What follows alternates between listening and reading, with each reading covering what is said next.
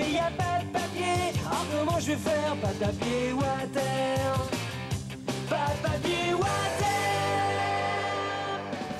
On avait vraiment beaucoup travaillé sur ce disque 4 bidochons dans le vent parce que là la difficulté était quand même difficile à surmonter. Il y avait techniquement ça avait évolué par rapport au Rolling Stone et puis il y avait vraiment beaucoup de travail vocal et on pensait qu'on allait se faire jeter en fait. On n'imaginait pas un instant que ça puisse bien se passer. Or ça s'est bien passé. Je me souviens pas avoir lu une mauvaise chronique sur ce disque, au contraire. Tout le monde a trouvé ça super, sauf quelques intéressés, en l'occurrence Paul McCartney, Yoko Ono et les deux fils Lennon qui nous ont fait un procès. Je ne suis pas certain d'ailleurs qu'ils aient jamais écouté le disque. C'est sans doute ce qu'on leur en a dit qui a entraîné ce procès.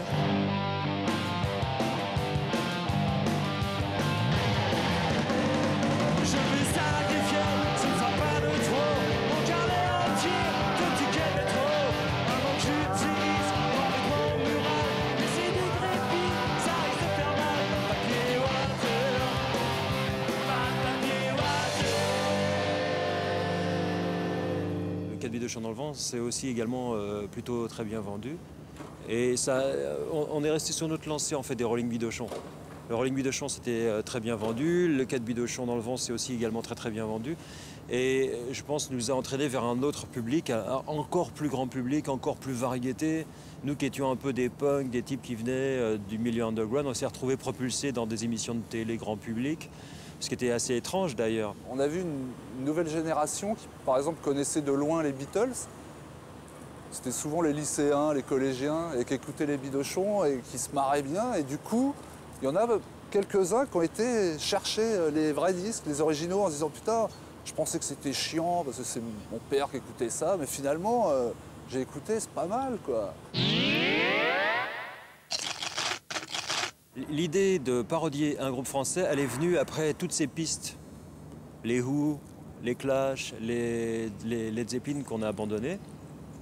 Un jour, j'étais au volant de ma voiture et j'entends à la radio « Ça, c'est vraiment toi ».